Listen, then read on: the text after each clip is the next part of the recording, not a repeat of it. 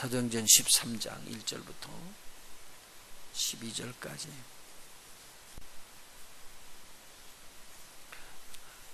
스데반의 일로 핍박과 환란이 교회에 들어닥치니까 예루살렘과 유대와 사마리아와 갈릴리로 또 흩어져서 복음이 증거되게 되었습니다.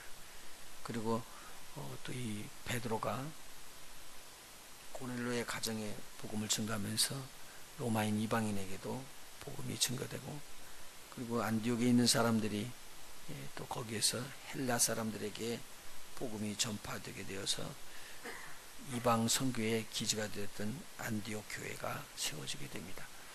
이것이 다 그냥 쓱 지나가는 것 같지만 하나님의 섭리 가운데서 하나님은 저들을 꽉 붙잡고 그렇게 이끄신 것으로 봅니다. 핍박과 환난 가운데서 흩어졌던 사람들이 또 복음을 증거해서 이 안디옥 교회가 세워져 가지고 세계 선교의 기치를 이루게 됩니다. 그러면 지금 사도행전 1장 8절의 말씀에 땅끝까지 이르러 내 증인이 되리라는 것이 지금 계속적으로 진행되고 있다는 내용입니다. 그 처음 선교지를 파송하는 거예요.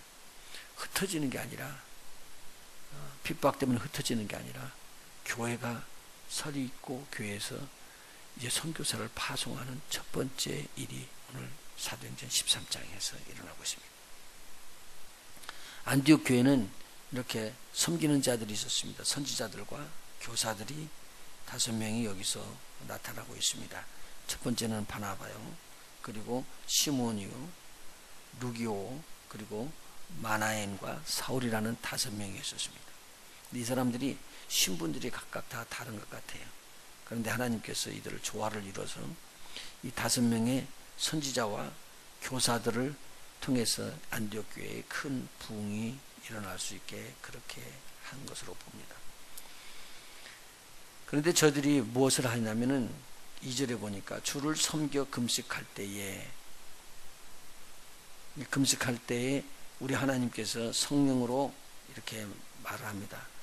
내가 뽑아가지고 세워서 지금 시키는 일이 있다. 이것이 바로 선교입니다. 근데 이 선교를 바나바를 그리고 사울을 따로 세워서 내가 이 일을 이루겠다. 그렇게 말씀을 하십니다. 3절에 이에 저희들이 또 다시 금식하면서 기도하고 두 사람, 하나님께서 성령으로 뽑아 세웠던 두 사람에게 이렇게 안수하여 보내기는 일을 하게 하였습니다. 두 사람이 성령의 보내심을 받아가지고 이제 떠나간 것이 바로 구브로라는 섬부터 시작돼서 선교가 시작되게 되었습니다. 이것이 1차 선교입니다.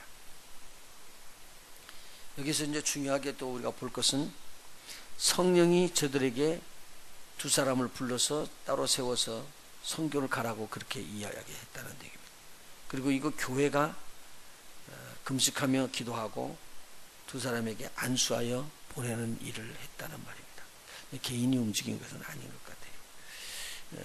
그래서 이 교회를 통해서 이제 가고 나중에 다녀온 다음에 이 교회에 또 보고하고, 그래서 교회를 중심으로 해서 이 선교 사역이 이루어지게 됐는데요. 두 사람이 성령의 보내심을 받아서 그렇게 갔다고 그렇게 하는 거예요. 교회가 보냈는데 성령이 보내셨다. 아주 정확하게 여기 이야기가 되고 있습니다. 그래서 이제 구브로에 들어갔는데, 구브로는 서민은 지난번에 말씀한 것처럼 이 안디옥 교회에 세워지는 기초가 됐습니다. 이 구브로에서 온 사람 중에 우리가 바나바를 우리가 지적할 수가 있고요. 그리고 그를 중심으로 해서 또 이 안디옥 교회가 튼튼하게 세워졌지만, 안디옥 교회는 구브로에서 이미 복음을 받은 사람들이 안디옥에 와서도 헬라인에게도 복음을 증거했다고 그랬으니까 이 구브로라는 지역에 인연이 연관이 돼 있었을 겁니다. 아무래도 연관 없이 그냥 뛰어들어가는 것보다 연관을 갖고 아마 그 구브로의 섬에 들어가서 복음을 증거합니다. 근데 이 구브로에 총독이 하나 있었습니다. 총독의 이름은 서기오 바울이라고 그랬는데, 이 총독이 복음을 받을 수 있도록 하는 것이 좋겠다 생각을 해서 이제 이 바나바하고 또 사울이 같이 가서 이제 복음을 증거할 수 있도록 그렇게 했습니다. 5절에 보니까 살라미에서 이 하나님의 말씀을 유대인의 여러 회당에서 전했다고 그랬습니다. 사실 이분들은 지금 이방인에게 복음을 증거하러 지금 파송되는데, 처음에는 이방인에게 복음이 되는 게 아니라 그 지역에 소속해 있는 누구에게 지금 복음이 전가되냐면 유대인들에게 복음을 증거한 거예요. 그래서 회당마다 찾아가서 하나님의 말씀을 전거합니다. 그때 이게 요한을 수종자로 두었다라고 그랬는데 이게 마가 요한을 말하고 있습니다. 그리고 요한을 수종자로 두었는데 같이 팀웍을 이룬 거죠. 세 사람이서. 그래서 온 섬 가운데를 지나가지고 그 다음에 바보로 들어가가지고 총독 서기오 바울에게 복음을 증거할 수 있는 기회를 얻는데, 이때 회방하는 자가 하나 생겼네요. 그 회방하는 자가 거짓 선지자 박수입니다. 이름을 박수 엘루마라고 이야기했는데, 이 사람이 서기오 바울이 복음을 받는 일을 방해를 하는 거예요. 회방을 여기서 하는 것이 아주 정확하게 나타나죠. 충독으로 믿지 못하게 하는 이 일을 놓고 바울이 성령에 충만해 가지고 저를 주목해서 이렇게 10절 이야기합니다. 모든 괴괴와 악행이 가득한 자요, 마귀의 자식이요, 모든 의의 원수요, 주의 바른 길을 굽게 하기를 그치지 아니하겠느냐. 보라, 이제 주의 손이 내 위에 있으니 내가 소경이 되어 얼마 동안 해를 보지 못하리라 하니, 즉시 안개와 어두움이 그를 덮어 인도할 사람을 두루 구하는지라. 즉석에서 소경이 되어버렸습니다. 그래서 어두워가지고는 보이지를 않게 됐죠. 그러고 나니까 이런 상황을 누가 바라보냐면 총독 서기오 바울이 바라보고, 이런 기이한 일도 있나, 그렇게 하고 저들이 하는 일들을 믿게 되었더라라고 말하고 있습니다. 12절. 이 총독이 그렇게 된 것을 보고 믿으며 주의 가르치심을 기이 여기니라. 그래서 우리가 귀한 것을 또 배우게 되네요. 이 눈이 안 보이게 된 것들 많이 있죠. 우리 사울이 복음을 회방하다가요, 자기가 눈이 멀어버렸죠. 한번 우리 성경 찾아보시죠. 9장, 사도행전 9장. 다메섹으로 올라가는 길이었었습니다. 그때. 그런데 부활하시는 주님을 바라보는 순간에 눈이 보이지 않습니다. 모든 가던 사람들도 소리는 들었는데 누군지 형체는 모르고 바울은 저를 보았습니다. 7절입니다. 같이 가던 사람들은 소리만 듣고 아무도 보지 못하여 말을 못하고 섰더라. 사울이 땅에서 일어나 눈을 어떻게 했다고요? 떴으나 아무것도 보지 못하고 사람의 손에 끌려 다메섹으로 들어가서 사흘 동안을 보지 못하고 식음을 전폐하니라. 사울이 받았던 이 경험입니다. 하나님을 거역하다가 어떻게 됐다고요? 눈이 보이질 않았습니다. 그런데 이 눈이 나중에 띄어지고 하나님의 성령의 충만함으로 하나님께서 함께 하시는 이 은혜가 임하게 돼가지고 다메섹으로 들어가서 머무르면서 금식하면서 기도하면서 생각을 많이 했을 거예요. 그런데 만막히 이것이 체험이라고 보죠. 나에게 오늘 하나님의 성령이 임해서 이 눈을 띄워주는 것을 보잖아요. 그 뒤에 한번 보실까요? 나중에 17절이요. 17절. 아나니아가 떠나 그 집에 들어가서 그에게 안수하여 가로되, 형제 사울아, 주 곧 내가 오는 길에서 나타나시던 예수께서 나를 보내어 너로 다시 보게 하시고 성령으로 충만하게 하신다 하니, 즉시 사울의 눈에서 비늘 같은 것이 벗어져 다시 보게 된지라. 일어나 세례를 받고 음식을 먹음에 강건하여진지라.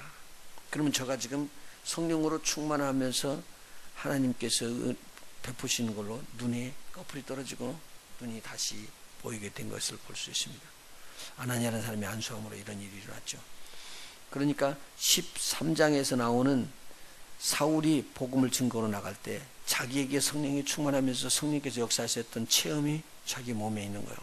그래서 이건 굉장히 큰 은혜입니다. 우리 몸에 체험을 했거든요. 이 체험을 즉석에서 나타나야 보일 수가 있게 된 거죠.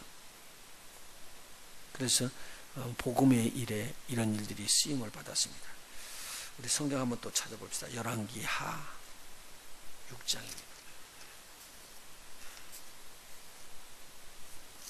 열왕기하 6장입니다.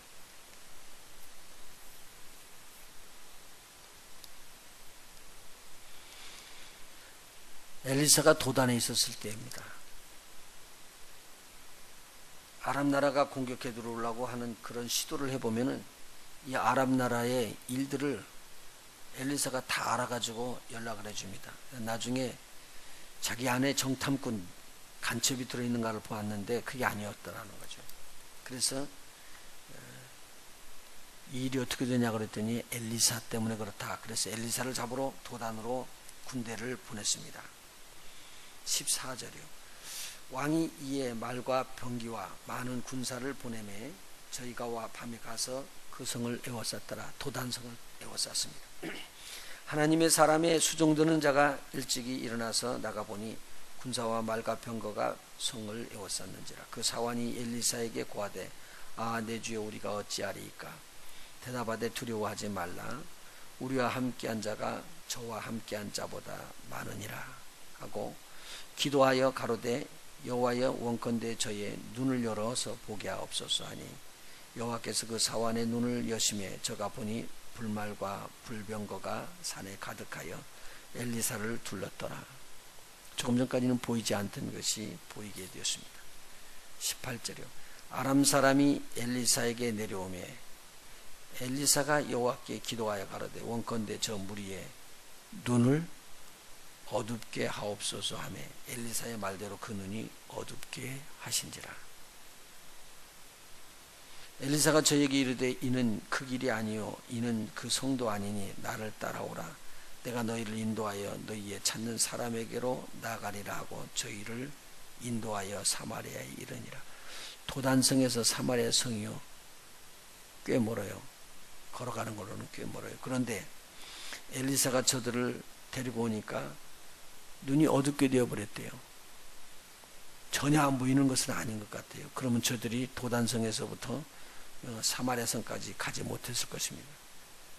그런데 저들이 어둑어둑해 가지고 엘리사를 통해서 따라가면서 사마리아성까지 도단에서 갑니다. 그래서 20절에 보니까요. 사마리아에 들어갈 때 엘리사가 가로되 여호와여 이 무리의 눈을 열어 보게 하옵소서 하니 여호와께서 저희 눈을 여심해 저희가 보니 자기가 사마리아 가운데 있더라. 그 안에 들어올 때까지 몰랐다는 것이죠. 이것이 하나님의 역사입니다. 구약에서도. 그러면 구약의 역사했던 그 하나님께서 이렇게 신약에도 역사를 하시고 있다는 내용이죠. 오늘 이걸 보면서 우리는 뭘 보느냐? 하나님은 어제나 오늘이나 동일하시다. 어떤 일이든지 하실 수 있는 하나님이시다 라는 것을 배웠습니다. 그러면 여기서 우리가 또 뭘 배울 수 있느냐? 우리는 보지 못하지만 영안 열에서 보지 못하지만 실질적으로 천사가 역사한다는 것을 우리가 볼 수 있지 않습니까? 우리의 눈을 열으면은 우리 하나님께서 보여주실 수 있다는 내용 아니에요. 그래서 여기서 불말과 불병거가 엘리사를 둘러서 지킵니다. 이때 불말과 불병거는 바로 엘리야와 함께 엘리야를 데리고 올라갔잖아요. 하늘에 올라가서 끝난 줄 알았는데 그게 아니고 불말과 불병거는 여기서 아직도 주의 사람들을 하나님의 성도들을 섬기고 있는 것을 볼 수가 있습니다. 그러면은 여기서는 이렇게 기록을 했지만 우리 사울이 너희 박수 엘루마야 너 하나님의 일을 회방하고 너 이렇게 괴계와 악한 것으로 이런 일들을 하는데 내 눈이 멀지어다 그렇게 하고 이야기했을 때 이 동일한 하나님의 역사가 일어났으리라고 봅니다. 보이지는 않지만 저의 눈은 다치고 볼 수 있는 길이 없었습니다. 그런데 여기서 분명히 이야기하기로는 네가 얼마간 소경이 되리라 그렇게 이야기했기 때문에 나중에 풀려졌으리라고 봅니다. 복음을 회방하는 것을 풀어줬으니까 아마 총독 서기오 바울이 복음을 받았을 뿐만 아니라 이 엘루마도 큰 충격을 받고 아마 돌아오지 않았겠느냐 그런 생각을 할 수가 있습니다. 자, 이와 같이 오늘 복음을 들고 들어가는 사람들에게 우리가 굉장히 큰 은혜는 성령이 임하고 성령이 충만해서 하나님의 사역에 나오는 거예요. 여기에 보면은 좋지 않은 말이지만 이것은 쉽게 말해서 이야기할 때 악한 괴계를 꾸미고 있는 자들에게는 저주권이라고 말하고 있습니다. 그들에게는 저주권이 쏟아져 나가서 그들에게 하나님을 회방하는 일을 막는 일들이 일어나게 되었거든요. 오늘도 우리 하나님의 천사가 여러분과 함께 하십니다. 좋고 선한 일, 복된 일을 하실 때 우리 주님께서 여러분을 도우실 것이고, 또 우리 하나님의 복음을 위해서 우리 하나님께서 함께 역사하셔서 악의 무리와 괴계에 있는 모든 것들을 다 파손시키고 주님의 나라를 세우실 수 있는 믿음의 종들 다 되시길 예수님으로 축원합니다. 여러분이 가졌던 그 성령의 은사가 꼭 체험이 됩니다.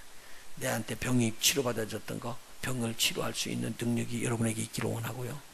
귀신의 무리들을 여러분이 본 것이 있고 또 예수 이름으로 추방한 거 있으면 그것이 또 여러분의 삶 속에서 이루어지는 역사가 일어나기를 예수 이름으로 축원해 드립니다. 기도하십니다.